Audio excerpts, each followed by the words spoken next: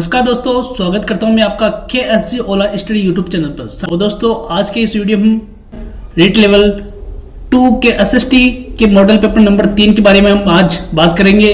और दो model paper हमने ऑलरेडी इस यूट्यूब चैनल पर अपलोड कर दिए गए हैं। जिन्होंने अभी तक इन मॉडल पेपर को नहीं देखा है तो दोस्तों प्लेलिस्ट की लिंक डिस्क्रिप्शन में है, तो वहां जाकर के आप उन सभी मॉडल पेपर्स को देख सकते हैं। और साथ ही जिन्होंने अभी तक चैनल को सब्सक्राइब नहीं किया है तो चैनल को जरूर सब्सक्राइब कर ले, बेल आइकन दबाएं और अपने दोस्तों के साथ में इस वीडियो को, इस चैनल को शेयर करना ना भूलें। दोस्तों शुरुआत करते हैं बिना समय गवाए। तो आज का हमारा पहला क्वेश्चन है, राजस्थान में प्राप्त चीरवा अभिलेख मुख्यतः किस विषय से संबंधित है? चीरवा अभिलेख के विषय में बात हो रही है दोस्तों, ये किस विषय से संबंधित है? तो दोस्तों इसका जो सही आंसर होगा ऑप्शन नंबर बी, वंशावली विवरण से यह संबंधित है। और दोस्तों ये गहलोत कौन सा वंश है दोस्तों? गहलोत वंश। गहलोत वंश की वंशावली की जानकारी इसमें अपन को मिलती है, तो ऑप्शन नंबर बी इसमें सही आंसर हो जाएगा।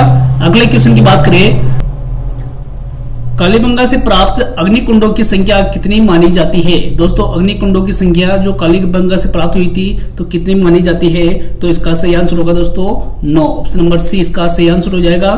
नेक्स्ट क्वेश्चन है, आहड़ सभ्यता का भौगोलिक विस्तार मुख्यतः किस नदी घाटी तक सीमित था? दोस्तों बताना है, जो आहड़ सभ्यता है तो इसका जो भौगोलिक विस्तार है किस नदी घाटी तक सीमित था? तो इसका सही आंसर होगा दोस्तों बेड़च नदी।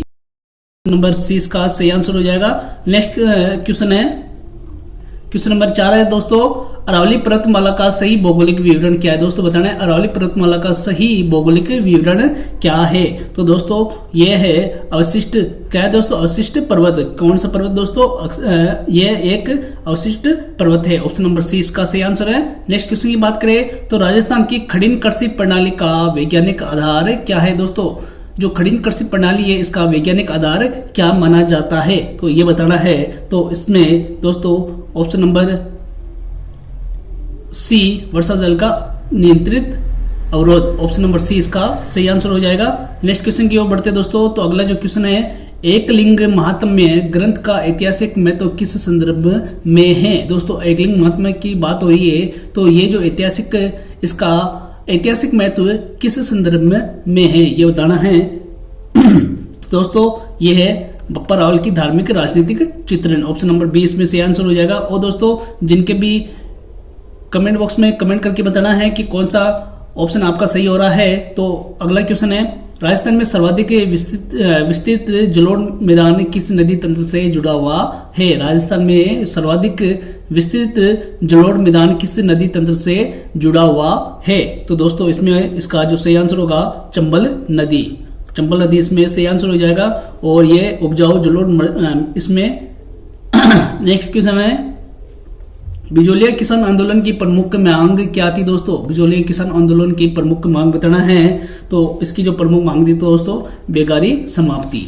नेक्स्ट क्वेश्चन है, राजस्थान की किस चित्रकला शैली में रासलीला का सर्वाधिक चित्रण मिलता है? दोस्तों रासलीला का जो सर्वाधिक चित्रण है वो कौन सी चित्रकला में मिलता है दोस्तों? तो ये मिलता है किशनगढ़ चित्र शैली में। Option number C.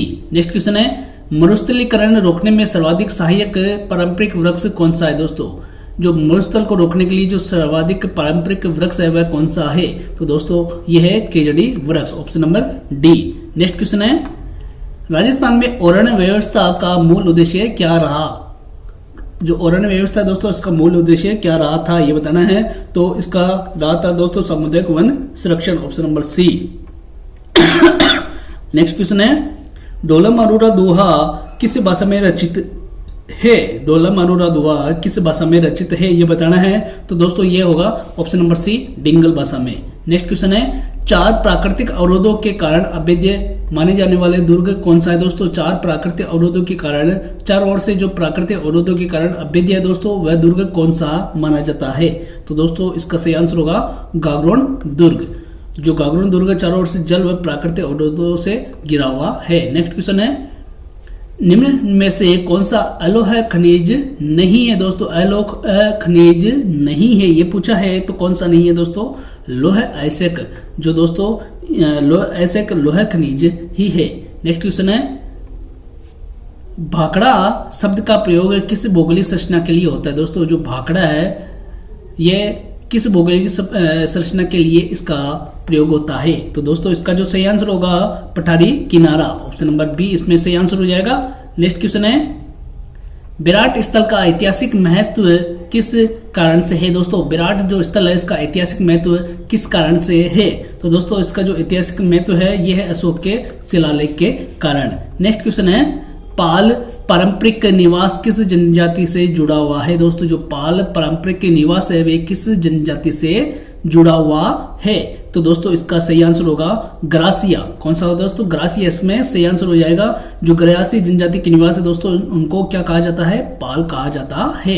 Next question है, लूनी नदी का जल अधिकांशतः है खारा होने का प्रमुख कारण क्या है? दोस्तों जो लूनी नदी है इसका जल खारा होता है, तो इसका मूल कारण क्या है? तो इसका जो मूल कारण है दोस्तों वह है लवणीय मृदा, ऑप्शन नंबर डी इसमें सही आंसर होगा आपका। नेक्स्ट क्वेश्चन है, राजस्थान में सीमेंट उद्योग के विकास का प्रमुख कारण क्या है? दोस्तों राजस्थान में जो सीमेंट उद्योग है इसके विकास का प्रमुख कारण क्या हो सकता है इनमें से? तो ये बताना है। तो दोस्तों इसका सही आंसर होगा चुनाव पत्र की प्रचुरता, option number C. Next question की बात करें दोस्तों तो देखिए, तेरह ताली नृत्य का नामकरण किस आधार पर हुआ था? दोस्तों 13 ताली का जो नामकरण है वह किस आधार पर हुआ था? तो इसका कारण है दोस्तों तालों की संख्या, ऑप्शन नंबर सी इसमें सही आंसर है। शरीर पर जो दोस्तों 13 मंजरे बांधे जाते हैं, कितने दोस्तों? 13 मंजरे बांधे जाते हैं, तो इन्हीं के कारण से इसका नाम पड़ा था। नेक्स्ट क्वेश्चन है, गढ़ सिसर झील का निर्माण किसने कराया था? दोस्तों गढ़ सिसर जो झील है इसका निर्माण किसने कराया था? दोस्तों इसका जो निर्माण कराया था रावल जैसल ने इसका निर्माण कराया था। नेक्स्ट क्वेश्चन है, मारवाड़ी भाषा है ये किसे माना जाता है? तो ये माने जाते हैं दोस्तों देव नागरिक को, ऑप्शन नंबर डी। अगला क्वेश्चन की बात करें तो देखिए, राजस्थान में सर्वाधिक वर्षा प्राप्त क्षेत्र का प्रमुख भौगोलिक कारण क्या है? दोस्तों जो राजस्थान में सर्वाधिक वर्षा प्राप्त क्षेत्र है जहां पर सर्वाधिक वर्षा होती है तो उसका भौगोलिक कारण क्या है ये बताना है। तो इसका सही आंसर होगा दोस्तों अरावली की ऊंचाई, ये इसका प्रमुख कारण होगा। नेक्स्ट क्वेश्चन की बात करें, रंग महल संस्कृति का काल, रंग महल संस्कृति का काल निर्धारण किस युग से संबंधित है? दोस्तों रंग महल संस्कृति का काल निर्धारण किस युग से माना जाता है? तो दोस्तों ये माना जाता है ताम्र पाषाण काल से ये माना जाता है। नेक्स्ट क्वेश्चन है, प्राचीन काल में मध्यमिका नाम से किस नगर को कहा जाता था? दोस्तों मध्यमिका नाम किस नगर का था ये बताना है। तो ये था दोस्तों चित्तौड़गढ़, किसका नाम? चित्तौड़गढ़ इसका सही आंसर होगा। नेक्स्ट क्वेश्चन की बात है, जावर क्षेत्र ऐतिहासिक रूप से किस खनिज के लिए प्रसिद्ध है? दोस्तों जावर जो क्षेत्र है ये ऐतिहासिक रूप से किस खनिज के लिए प्रसिद्ध है? तो दोस्तों ये प्रसिद्ध है जस्ता के लिए, option number C. Next question की बात करें तो देखिए, पाबूजी को किस पशु का लोक देवता माना जाता है? दोस्तों पाबूजी किस पशु का लोक देवता है? दोस्तों इसका सही आंसर होगा ऊंट। कौन सा दोस्तों? ऊंट। इनको ऊंटों के रक्षक के रूप में इनको जाना जाता है, ऊंटों के रक्षक के रूप में इनको जाना जाता है। अगला क्वेश्चन है, निम्न में से कौन सा युग्म असंगत है? असंगत युग्म की अपन को पहचान करनी दोस्तों इसमें से। तो देखिए ये ऑप्शन नंबर सी इसका सही आंसर हो जाएगा सांग शास्त्रीय नृत्य। जो दोस्तों सांग है ये कहां पर कौन से राज्य से संबंधित है दोस्तों? तो ये है हरियाणा से ये संबंधित है, राजस्थान से इसका संबंध नहीं है। नेक्स्ट क्वेश्चन है, इंदिरा गांधी नहर का मूल उद्देश्य क्या है? इंदिरा गांधी नहर का दोस्तों मूल उद्देश्य क्या होना चाहिए इनमें से? तो दोस्तों इसका जो सही आंसर होगा मरुस्थलीय सिंचाई। मरुस्थलीय सिंचाई जो अधिकतर जो मरुस्थल क्षेत्र है वहां पर जो इंदिरा गांधी नहर है तो इससे सिंचाई होती है। नेक्स्ट क्वेश्चन है, राजस्थान को औपचारिक रूप से कब अपनाया गया था? दोस्तों जो राजस्थान नाम है तो इसको औपचारिक रूप से कब अपनाया गया था? तो ये अपनाया गया था दोस्तों ऑप्शन नंबर डी 1949 में। 30 मार्च 1949 को राजस्थान राज्य का गठन हुआ था, तो तब से इसको अपनाया गया था। नेक्स्ट क्वेश्चन है, संविधान सभा के अस्थायी अध्यक्ष कौन थे? दोस्तों अस्थायी अध्यक्ष संविधान सभा के कौन थे?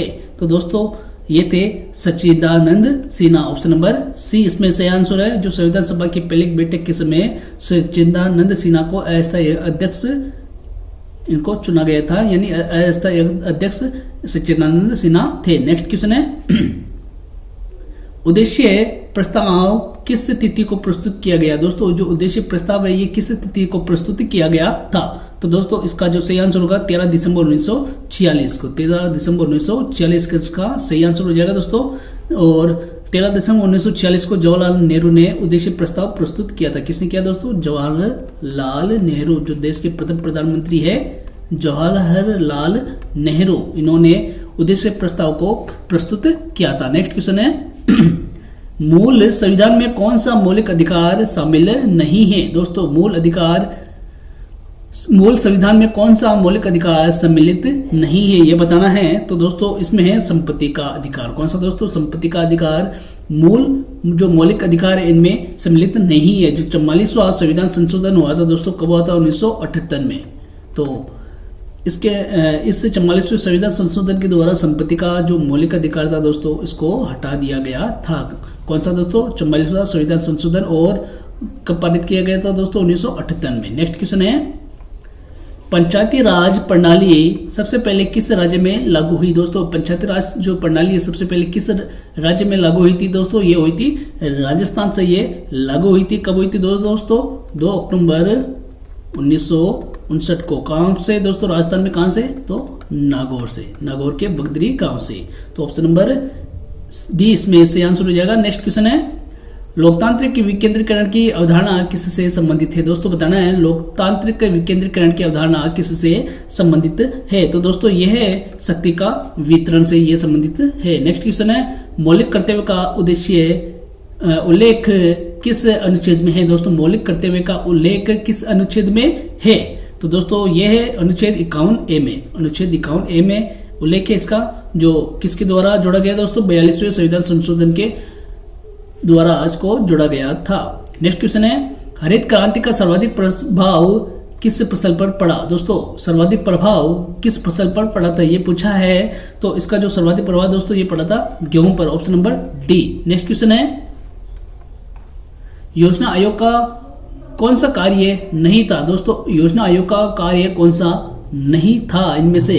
तो दोस्तों ये कौन सा नहीं था? तो योजनाओं का क्रियान्वयन करना, ये नहीं था। ऑप्शन नंबर सी इसका सही आंसर हो जाएगा।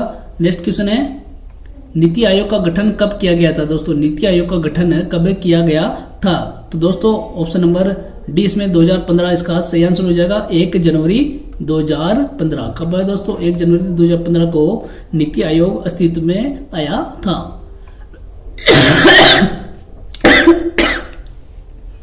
नेक्स्ट क्वेश्चन है संसदीय कार्य प्रणाली की प्रमुख विशेषता क्या है? बताना दोस्तों संसदीय कार्य प्रणाली की प्रमुख विशेषता क्या है? तो इसका सही आंसर होगा दोस्तों विधायिका के प्रति उत्तरदायित्व, इसमें सही आंसर हो जाएगा इसका। अगले क्वेश्चन की बात करें लोकसभा में अनुसूचित जाति आरक्षण का आधार क्या है? दोस्तों जो अनुसूचित जाति का आरक्षण का जो आधार बताना है दोस्तों इनमें से कौन सा है? तो जनसंख्या अनुपात इसका सही आंसर हो जाएगा दोस्तों। नेक्स्ट क्वेश्चन है राष्ट्रपति चुनाव में कौन मतदान नहीं करता है? राष्ट्रपति चुनाव में कौन मतदान नहीं करता है? तो दोस्तों कौन नहीं करता है? तो विधान परिषद सदस्य। ऑप्शन नंबर सी विधान परिषद सदस्य ये इनका चुनाव नहीं करते हैं। अगला क्वेश्चन है राज्य पुनर्गठन आयोग के अध्यक्ष कौन थे? दोस्तों बताना राज्य पुनर्गठन आयोग के अध्यक्ष कौन थे? तो कौन थे दोस्तों? तो फजल अली। ऑप्शन नंबर डी इसमें सही आंसर हो जाएगा।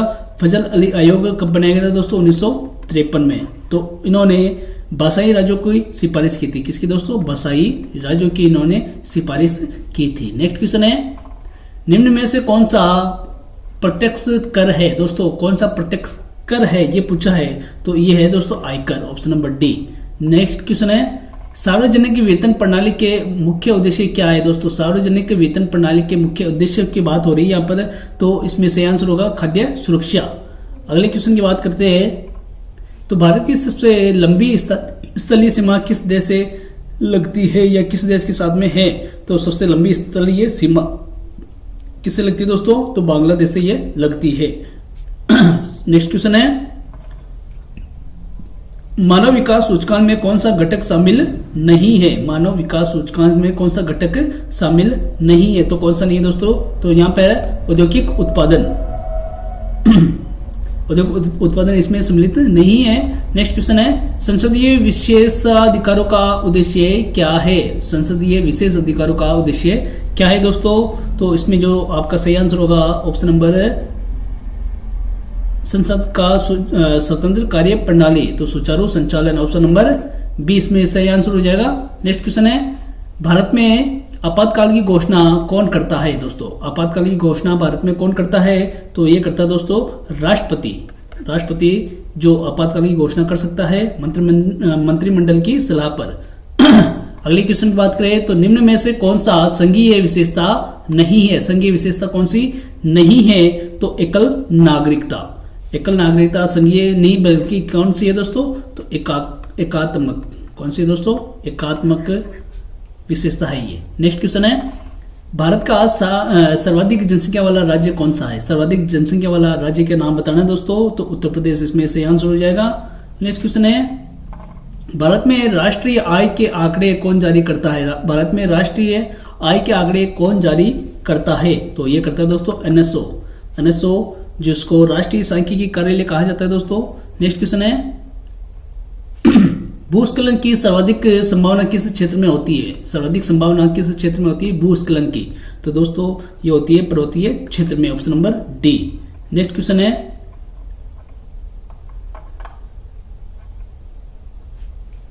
संयुक्त वन प्रबंधन का उद्देश्य क्या है दोस्तों? संयुक्त वन प्रबंधन का उद्देश्य क्या है?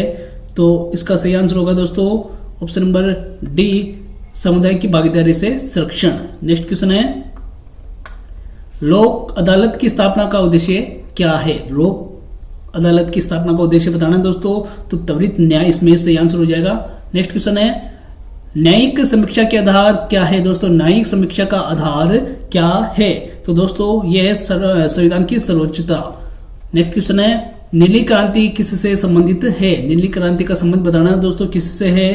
तो यह है मत्स्य पालन से, option number D. Next question है, राष्ट्रीय आपदा प्रबंधन प्राधिकरण का अध्यक्ष कौन होता है दोस्तों? बताना है कौन होता है दोस्तों, तो ये होता है प्रधानमंत्री, ऑप्शन नंबर सी इसका सही आंसर हो जाएगा। और दोस्तों जिन्होंने अभी तक चैनल को सब्सक्राइब नहीं किया है, वीडियो को लाइक नहीं किया है, तो वीडियो को लाइक करें, चैनल को सब्सक्राइब करें और अपने दोस्तों के साथ में जरूर शेयर कर देना ना भूले। नेक्स्ट क्वेश्चन है, प्राकृतिक बंदरगाह कौन सा है दोस्तों? प्राकृतिक बंदरगाह कौन सा है? जो प्राकृतिक बंदरगाह है वह दोस्तों Mumbai, option number D. Next question है, मुद्रास्फीति का अर्थ क्या है दोस्तों? मुद्रास्फीति का अर्थ बताना क्या है? तो सामान्य मूल्य स्तर में वृद्धि, ऑप्शन नंबर सी इसका सही आंसर हो जाएगा। नेक्स्ट क्वेश्चन है, संविधान में संघ शब्द का प्रयोग किस अनुच्छेद में है दोस्तों? संघ शब्द का प्रयोग किस अनुच्छेद में मिलता है? तो ये मिलता है अनुच्छेद 1 में। भारत को राज्यों का संघ इसमें कहा गया है दोस्तों। नेक्स्ट क्वेश्चन है, निम्न में से कौन सा आयोग शिक्षा से प्रत्यक्ष रूप से संबंधित नहीं है? कौन सा आयोग शिक्षा से प्रत्यक्ष रूप से संबंधित नहीं है? तो दोस्तों ये फजल अली का जो आयोग है दोस्तों, फजल अली आयोग, तो ये राज्य पुनर्गठन से संबंधित था। नेक्स्ट क्वेश्चन है, बाल केंद्रित शिक्षा का मुख्य सिद्धांत क्या है दोस्तों? बताना, बाल केंद्रित शिक्षा का मुख्य सिद्धांत इसमें क्या है? तो बालक का इसमें सक्रिय भागीदारी, option number D. Next question है, आरटीई अधिनियम के अंतर्गत निःशुल्क शिक्षा की आयु क्या है दोस्तों? निःशुल्क शिक्षा की आयु क्या है? इनमें से ऑप्शन में बताना, तो ऑप्शन नंबर डी 6 से 14 वर्ष। नेक्स्ट क्वेश्चन है, सीसी का मूल उद्देश्य क्या था? सीसी का मूल उद्देश्य क्या था? तो दोस्तों ये था सर्वांगीण विकास। नेक्स्ट क्वेश्चन है, ब्लूम का वर्गीकरण किससे संबंधित है दोस्तों? बताना, ब्लूम का जो वर्गीकरण है ये किससे संबंधित है? तो दोस्तों ये है संज्ञानात्मक, भावात्मक, क्रियात्मक, यानी ऑप्शन नंबर डी इसका सही आंसर हो जाएगा। नेक्स्ट क्वेश्चन है, सृजनात्मक सोच को सर्वाधिक बढ़ावा देने वाली विधि कौन सी है? सृजनात्मक तो सोच को बढ़ावा देने वाली जो विधि है दोस्तों उसका बताना है, तो इसका जो सही आंसर होगा ऑप्शन नंबर डी परियोजना। नेक्स्ट क्वेश्चन है, समावेशी शिक्षा का मूल भाव क्या है दोस्तों? समावेशी शिक्षा का मूल भाव बताना है, तो है सभी के लिए समान अवसर, option number C. Next question है, आईसीटी आधारित शिक्षण कौन सा लाभ इससे नहीं होता है, या आईसीटी आधारित शिक्षण का कौन सा लाभ नहीं है? तो कौन सा लाभ नहीं है दोस्तों? इसमें शिक्षक की भूमिका समाप्त होना, option number D. Next question है, आंतरिक प्रेरणा का सर्वोत्तम उदाहरण कौन सा है दोस्तों? आंतरिक प्रेरणा का सर्वोत्तम उदाहरण पूछा इसमें, तो कौन सा है दोस्तों? तो आत्म संतोष, ये आत्मिक जो आंतरिक प्रेरणा है इसका सर्वोत्तम उदाहरण है दोस्तों। नेक्स्ट क्वेश्चन है, पियाजे की औपचारिक संक्रियात्मक अवस्था किस आयु में होती है दोस्तों? पियाजे की औपचारिक संक्रियात्मक अवस्था किस आयु में होती है दोस्तों? ये होती है 11 वर्ष से अधिक। 11 वर्ष से अधिक अमूर्त चिंतन इसमें विकसित होता है। नेक्स्ट क्वेश्चन है, अनुदेशात्मक उद्देश्यों का सही क्रम बताना दोस्तों। अनुदेशात्मक उद्देश्यों का सही क्रम कौन सा होगा, तो सामान्य से विशिष्ट उद्देश्यों को सामान्य से विशिष्ट क्रम में लिखना इसमें जाता है दोस्तों। तो ऑप्शन नंबर डी इसमें सही आंसर है। निम्न में से कौन सा शिक्षण का सहायक साधन नहीं है, शिक्षण का सहायक साधन नहीं है ये पूछा है, तो दोस्तों पाठ्यक्रम इसका सही आंसर हो जाएगा। अगला क्वेश्चन है नैदानिक परीक्षण का उद्देश्य क्या होता है। नैदानिक परीक्षण का उद्देश्य पूछा है दोस्तों, तो दोष निर्धारण, option number B. Next question है शिक्षा मनोविज्ञान का संबंध किससे है। शिक्षा मनोविज्ञान का संबंध पूछा है दोस्तों, तो शिक्षण अधिगम प्रक्रिया, option number D. Next question है सूक्ष्म शिक्षण का मुख्य उद्देश्य क्या है। सूक्ष्म शिक्षण का उद्देश्य पूछा है दोस्तों, तो शिक्षण कौशल सुधार, शिक्षण कौशल सुधार इसका सही आंसर होगा। अगला क्वेश्चन है गठनात्मक मूल्यांकन का उदाहरण कौन सा है दोस्तों। गठनात्मक मूल्यांकन का उदाहरण पूछा है दोस्तों, तो कक्षा प्रश्न जो कक्षा में पूछे गए जो प्रश्न दोस्तों, ये किसका उदाहरण है, गठनात्मक मूल्यांकन का। नेक्स्ट क्वेश्चन है अधिगम अक्षमता का प्रमुख संकेत क्या है। अधिगम अक्षमता का प्रमुख संकेत पूछा है दोस्तों, तो सामान्य बुद्धि के बावजूद कठिनाई। ठीक है दोस्तों, तो ऑप्शन नंबर सी इसमें से आंसर हो जाएगा। नेक्स्ट क्वेश्चन है समस्या समाधान विधि किस सिद्धांत पर आधारित है। दोस्तों पूछा है समस्या समाधान विधि किस सिद्धांत पर यह आधारित है, तो यह है रचनात्मकवाद, रचनावाद। क्या है दोस्तों, रचनावाद।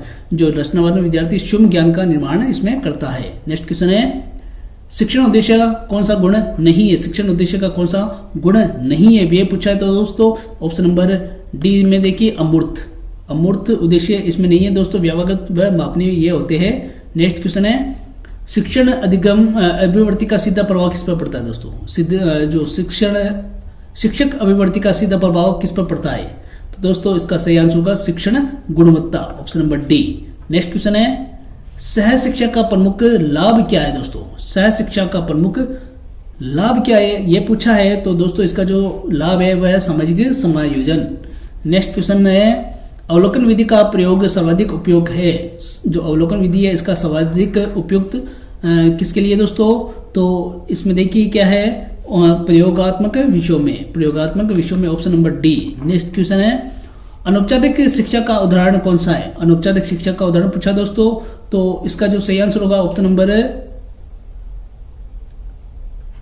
सी परिवार। नेक्स्ट क्वेश्चन है मूल्यांकन शब्द का व्यापक अर्थ क्या है दोस्तों। मूल्यांकन शब्द का व्यापक अर्थ पूछा है इसमें, तो इसका जो व्यापक अर्थ है दोस्तों निर्णय लेना, option number D. Next question है शिक्षा का समाजशास्त्र किसका अध्ययन करता है। शिक्षा का समाजशास्त्र किसका अध्ययन करता है दोस्तों, किसका अध्ययन करता है ये समाज और शिक्षा का।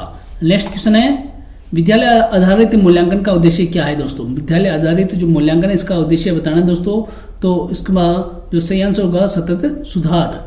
जो एसबीए का जो सीखने का जो उद्देश्य दोस्तों सीखने में सुधार। नेक्स्ट क्वेश्चन है अधिगम की अवस्थाओं का सही क्रम कौन सा है दोस्तों। अधिगम की जो अवस्था है इसका सही क्रम पूछा है इसमें, तो प्रेरणा, अनुभव और परिवर्तन। नेक्स्ट क्वेश्चन है आत्म मूल्यांकन का सर्वोच्च लाभ क्या है दोस्तों। आत्म मूल्यांकन करना, तो इसका जो सर्वोत्तम लाभ है दोस्तों ये क्या है, तो इसका ऑप्शन नंबर डी आत्म निरीक्षण। नेक्स्ट क्वेश्चन है शिक्षा को आजीवन प्रक्रिया किसने कहा दोस्तों। शिक्षा को आजीवन प्रक्रिया किसने कहा था, तो जॉन ड्यूई इसका सही आंसर हो जाएगा। नेक्स्ट क्वेश्चन है धर्मनिरपेक्ष शब्द किस संशोधन द्वारा जोड़ा गया।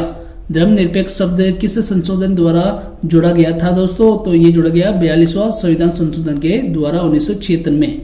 नेक्स्ट क्वेश्चन है आर्य समाज आंदोलन का केंद्रीय सिद्धांत क्या था।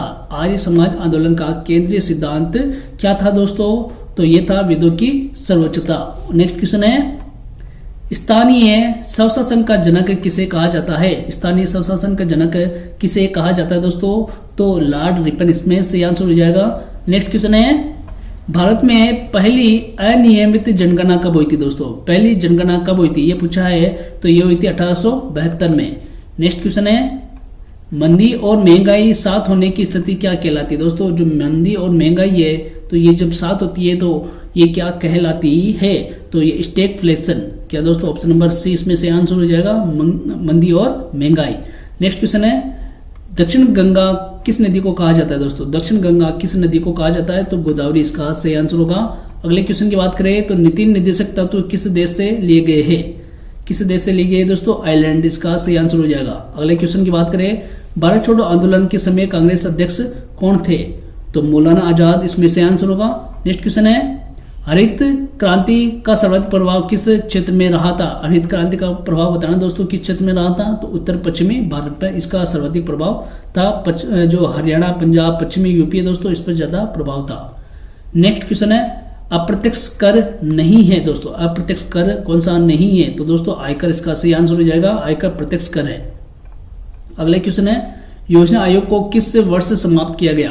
योजना आयोग को किस वर्ष समाप्त किया गया था दोस्तों? तो 2015 इसका सही आंसर होगा। नेक्स्ट क्वेश्चन है, संघीय ढांचे का मूल आधार क्या है? संघीय ढांचे का मूल आधार पूछा है दोस्तों इसमें, तो इसका सही आंसर होगा शक्तियों का विभाजन, शक्तियों का विभाजन सही आंसर है इसमें। नेक्स्ट क्वेश्चन, WHO की स्थापना कब हुई थी? WHO की स्थापना कब हुई थी दोस्तों? तो 1995 में, 1 जनवरी 1995 में। नेक्स्ट क्वेश्चन है, निम्न में से कौन नवीकरणीय ऊर्जा स्रोत नहीं है दोस्तों? नवीकरणीय ऊर्जा स्रोत कौन सा नहीं है? तो दोस्तों कोयला इसका सही आंसर हो जाएगा, ये एक जीवाश्म ईंधन है। लोकसभा अध्यक्ष का चुनाव कौन करता है दोस्तों? लोकसभा अध्यक्ष का चुनाव कौन करता है? तो लोकसभा सदस्य इसका चुनाव करते हैं। अगले क्वेश्चन की बात करें तो भारत का सबसे बड़ा खनिज तेल उत्पादक राज्य कौन सा है? भारत का सबसे बड़ा खनिज तेल उत्पादक राज्य बताना है दोस्तों। तो दोस्तों गुजरात इसका सही आंसर हो जाएगा, option number D. Next question है, राष्ट्रीय आय में कौन शामिल नहीं है? राष्ट्रीय आय में कौन शामिल नहीं है ये पूछा है, तो ट्रांसफर और भुगतान, ऑप्शन नंबर डी। अगले क्वेश्चन है, संसदीय शासन प्रणाली की मूल विशेषता क्या है? संसदीय शासन प्रणाली की मूल विशेषता पूछा है दोस्तों इसमें, तो विधायक का प्रति उत्तरदायित्व, option number D. Next question है, मानव सूचकांक विकास सूचकांक कौन जारी करता है? मानव विकास सूचकांक कौन जारी करता है? तो UNDP, option number D. Next question है, भारत का सबसे व्यस्तम बंदरगाह कौन सा है? भारत का सबसे व्यस्तम बंदरगाह पूछा दोस्तों, तो ये होगा मुंबई। नेक्स्ट क्वेश्चन है, अल्पसंख्यक की परिभाषा किस आधार पर की जाती है दोस्तों? अल्पसंख्यक की परिभाषा किस आधार पर की जाती है? तो जनसंख्या अनुपात में, option number D. Next question है, लोकतंत्र का मूल आधार क्या है दोस्तों? लोकतंत्र का मूल आधार पूछा है, तो इसमें है जनसहमति। नेक्स्ट क्वेश्चन, शून्य जनसंख्या वृद्धि का अर्थ क्या है? शून्य जनसंख्या वृद्धि का अर्थ दोस्तों जन्म दर बराबर मृत्यु दर, option number B. Next question है, राज्यसभा को भंग क्यों नहीं किया जा सकता? राज्यसभा को भंग क्यों नहीं किया जा सकता? क्योंकि ये एक स्थायी सदन है। अगला क्वेश्चन है, न्यायिक पुनरावलोकन, न्यायिक पुनरावलोकन किससे संबंधित है? तो दोस्तों ये संबंधित है न्यायपालिका से। नेक्स्ट क्वेश्चन है, राष्ट्रीय आपातकाल किस अनुच्छेद में है दोस्तों? राष्ट्रीय आपातकाल किस अनुच्छेद में है दोस्तों? तो ये 352 में। कब है दोस्तों? 352 में, ऑप्शन नंबर ए इसका सही आंसर हो जाएगा। नेक्स्ट क्वेश्चन है, आर्थिक नियोजन का मुख्य उद्देश्य क्या है? आर्थिक नियोजन का मुख्य उद्देश्य पूछा है दोस्तों, तो इसका सही आंसर है संतुलित विकास। नेक्स्ट क्वेश्चन है, भारतीय संविधान का संरक्षक किसे कहा जाता है दोस्तों? भारतीय संविधान का संरक्षक किसे कहा जाता है? तो सर्वोच्च न्यायालय इसमें सही आंसर हो जाएगा। नेक्स्ट क्वेश्चन है, न्यायिक पालिका की स्वतंत्रता क्यों आवश्यक है दोस्तों? न्यायिक पालिका की स्वतंत्रता क्यों आवश्यक है? तो इसमें सत्ता संतुलन, संविधान की रक्षा, न्यायिक अधिकार, ऑप्शन नंबर डी इसका सही आंसर है। नेक्स्ट क्वेश्चन है, लोकतंत्र की आत्मा किसे कहा जाता है दोस्तों? लोकतंत्र की आत्मा किसे कहा जाता है? तो ये कहा जाता है दोस्तों स्वतंत्र व निष्पक्ष चुनाव। इन चार ऑप्शन में से ऑप्शन नंबर डी इसका सही आंसर है। नेक्स्ट क्वेश्चन है, भारत एक राज्यों का संघ है, किस अनुच्छेद में लिखा हुआ है? ये पूछा है, भारत एक राज्यों का संघ है, तो दोस्तों ये लिखा हुआ है अनुच्छेद 1 में, ऑप्शन नंबर 1 डी इसका सही आंसर है। नेक्स्ट क्वेश्चन है, समवर्ती सूची में कौन सा विषय शामिल नहीं है दोस्तों? समवर्ती सूची में कौन सा विषय शामिल नहीं है? तो ऑप्शन नंबर डी इसका सही आंसर हो जाएगा पुलिस। पुलिस एक राज्य सूची का विषय है। अगला क्वेश्चन है, मूल संविधान में मौलिक अधिकारों की संख्या कितनी थी दोस्तों? मूल संविधान में मौलिक अधिकारों की संख्या कितनी थी? तो ये थी दोस्तों 7, ऑप्शन नंबर डी। और दोस्तों इसमें जो संपत्ति का अधिकार हटने से अब कितने रह गए? अब 6 इसमें मूल अधिकार रह गए हैं, ऑप्शन नंबर डी इसमें से आंसर है। पहले 7 है, अब 6 है। नेक्स्ट क्वेश्चन है, भारत संविधान की आत्मा शब्द का प्रयोग किसने किया? संविधान की आत्मा शब्द का प्रयोग किसने किया था दोस्तों? तो ये किया था ग्रेनविल ऑस्टिन ने। ग्रेनविल ऑस्टिन ने, ऑप्शन नंबर डी इसका सही आंसर हो जाएगा। नेक्स्ट क्वेश्चन है, संघीय शासन की अनिवार्यता विशेषता नहीं है। जो संघीय शासन की अनिवार्य है विशेषता नहीं है दोस्तों, तो इसमें द्वैध नागरिकता इसका सही आंसर हो जाएगा। भारत में एकल नागरिकता है। ठीक है दोस्तों, नेक्स्ट क्वेश्चन है नीति निर्देशक तत्व न्यायालय द्वारा लागू क्यों नहीं होते हैं। दोस्तों क्यों नहीं होते हैं ये पूछा है, तो ऑप्शन नंबर नैतिक प्रकृति ऑप्शन नंबर ए इसका सही आंसर हो जाएगा। नेक्स्ट क्वेश्चन है वित्त आयोग का गठन किस अनुच्छेद के अंतर्गत होता है। दोस्तों वित्त आयोग का गठन किस अनुच्छेद के अंतर्गत होता है दोस्तों, तो 280 इसका सही आंसर हो जाएगा। नेक्स्ट क्वेश्चन संविधान में संवैधानिक आपातकाल किस अनुच्छेद से संबंधित है। दोस्तों संवैधानिक आपातकाल किस अनुच्छेद से ये संबंधित है, तो ऑप्शन नंबर डी 356 से। नेक्स्ट क्वेश्चन अविश्वास प्रस्ताव किस सदन में प्रस्तुत किया जाता है, तो लोकसभा में इसका सही आंसर हो जाएगा। अगला क्वेश्चन है राष्ट्रपति निर्वाचन मंडल का सदस्य कौन नहीं होता है। राष्ट्रपति निर्वाचन मंडल का सदस्य कौन नहीं होता है दोस्तों, तो विधान परिषद सदस्य ऑप्शन नंबर सी। अगला क्वेश्चन है संघ सूची में विषयों की संख्या कितनी है। दोस्तों संघ सूची में विषयों की संख्या कितनी है, तो ये है दोस्तों 97। नेक्स्ट क्वेश्चन है नियंत्रक व महालेखा प्रेक्षक की नियुक्ति कौन करता है। दोस्तों नियंत्रक महालेखा प्रेक्षक की नियुक्ति कौन करता है दोस्तों, तो ये करता है राष्ट्रपति option number D. Next question है आर्थिक नियोजन का लक्ष्य नहीं है। आर्थिक नियोजन का लक्ष्य नहीं है पूछा, तो निजी लाभ इसका सही आंसर हो जाएगा। नेक्स्ट क्वेश्चन है हरित क्रांति का प्रतिकूल प्रभाव क्या रहा। हरित क्रांति का जो प्रतिकूल प्रभाव है ये दोस्तों क्या रहा था, क्षेत्रीय असमानता option number D. Next question है मानव विकास रिपोर्ट जारी करने वाली संस्था कौन सी है। मानव विकास रिपोर्ट जारी करने वाली संस्था कौन सी है दोस्तों, तो UNDP option number D. Next question है गरीबी रेखा निर्धारण का वर्तमान आधार क्या है। दोस्तों गरीबी रेखा निर्धारण का वर्तमान आधार क्या है, तो उपभोग व्यय option number D. Next question है सर्वाधिक कृषि जनसंख्या किस राज्य में है। दोस्तों सर्वाधिक कृषि जनसंख्या किस राज्य में है, तो उत्तर प्रदेश का सही आंसर हो जाएगा। नेक्स्ट क्वेश्चन है राष्ट्रीय आय में कौन शामिल नहीं किया जाता है। राष्ट्रीय आय में कौन शामिल नहीं किया जाता है दोस्तों, ये पूछा है, तो पेंशन इसका सही आंसर हो जाएगा। नेक्स्ट क्वेश्चन है लोकतंत्र का अनिवार्य तत्व नहीं है। दोस्तों लोकतंत्र का अनिवार्य तत्व कौन सा नहीं है, तो दोस्तों इसका जो सही आंसर होगा एकल दलीय शासन ऑप्शन नंबर डी। अगला क्वेश्चन है संसदीय विशेष अधिकारों का मुख्य उद्देश्य क्या है। दोस्तों संसदीय विशेष अधिकारों का मुख्य उद्देश्य क्या है, तो संसद की गरिमा बनाए रखना। अगला क्वेश्चन है सतत विकास की अवधारणा किस रिपोर्ट में आई। सतत विकास की अवधारणा किस रिपोर्ट में आई थी दोस्तों, तो ब्रंटलैंड रिपोर्ट में आई थी option number D. Next question है जलवायु परिवर्तन का सर्वाधिक प्रभाव किस क्षेत्र पर पड़ता है। दोस्तों जलवायु परिवर्तन का जो सर्वाधिक प्रभाव है ये किस क्षेत्र पर पड़ता है दोस्तों, ये पड़ता है कृषि पर option number D. Next question है संयुक्त राष्ट्र चार्टर का अनुमोदन कब किया गया था। दोस्तों संयुक्त राष्ट्र चार्टर का अनुमोदन कब किया गया था दोस्तों, 1945 का सही आंसर हो जाएगा। नेक्स्ट क्वेश्चन है लोकतांत्रिक शासन की सफलता का सर्वोत्तम संकेतक क्या है। लोकतांत्रिक शासन की सफलता का जो सर्वोत्तम संकेतक है दोस्तों ये क्या है, तो दोस्तों जन सहभागिता ऑप्शन नंबर डी।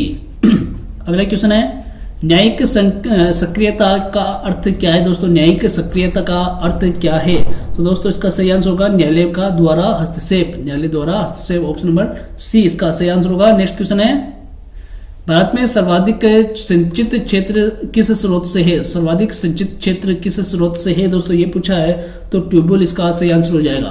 अगला क्वेश्चन है जनसंख्या विस्फोटक का प्रमुख कारण क्या है। दोस्तों जनसंख्या विस्फोटक का प्रमुख कारण पूछा इसमें, तो इसमें उच्च जन्म दर निम्न मृत्यु दर ऑप्शन नंबर डी इसका सही आंसर हो जाएगा, ए और बी। अगले क्वेश्चन की बात करें तो आर्थिक असमानता मापने का प्रमुख सूचकांक कौन सा है। दोस्तों आर्थिक असमानता मापने का प्रमुख सूचकांक क्या है ये पूछा है, तो Gini index option number D इसका सही आंसर हो जाएगा। नेक्स्ट क्वेश्चन है लोकतंत्र में विपक्ष की भूमिका क्या है। दोस्तों पूछा है लोकतंत्र में विपक्ष की भूमिका क्या है, तो सरकार पर नियंत्रण ऑप्शन नंबर सी इसका सही आंसर है। लास्ट और अंतिम क्वेश्चन है दोस्तों संविधान की सर्वोच्चता का संरक्षण किससे माना जाता है। दोस्तों संविधान की सर्वोच्चता का संरक्षण किससे माना जाता है, तो दोस्तों सर्वोच्च न्यायालय इसका सही आंसर हो जाएगा। तो दोस्तों इसमें ऑप्शन नंबर डी इसका सही आंसर है। तो दोस्तों आज की क्लास कैसी लगी है कमेंट बॉक्स में कमेंट करके जरूर बताइए। और दोस्तों जिन्होंने अभी तक चैनल को सब्सक्राइब नहीं किया है, वीडियो को लाइक नहीं किया है, तो चैनल को सब्सक्राइब करें, वीडियो को लाइक करें और बेल आइकन बटन जरूर दबाएं ताकि हमारे हर एक वीडियो का नोटिफिकेशन आप तक पहुंच सके। मिलते हैं अगले ऐसे ही वीडियो में, तब तक के लिए आप सभी को धन्यवाद।